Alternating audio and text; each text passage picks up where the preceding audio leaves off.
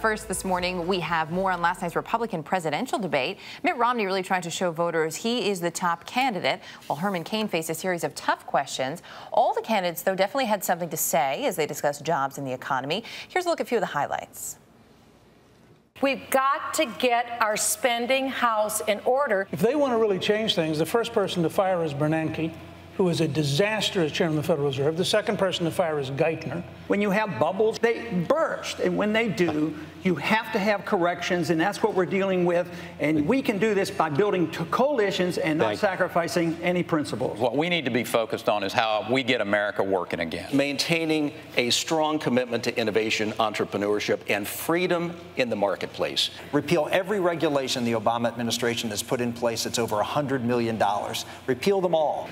999 will pass, and it is not the price of a pizza because it has been well studied and well developed. It starts with, unlike your proposals, throwing out the current tax code.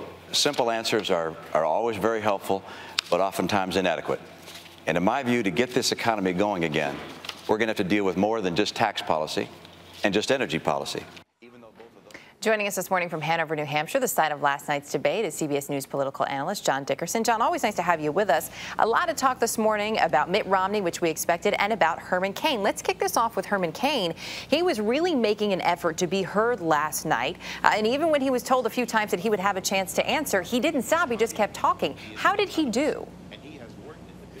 Well, you know, a lot of his opponents were talking about his 999 plan, and that's a good thing when you're in a race. If everybody's talking about you, that means you're at the top. And he took every opportunity to mention his tax plan. He was a bit of a one-note wonder, and that's both a strength and a weakness. It's a strength for those voters who like his simplicity, the idea that it's not that difficult, that if you just have a plan and work it, that you can succeed. But the problem is there a second act? Can he explain this plan? And what he did mostly in the debate when he was challenged on two fronts, that his plan is implausible, it'll never pass, or if it is passed, that Congress will make such a mess of it, it'll be worse than the current tax code.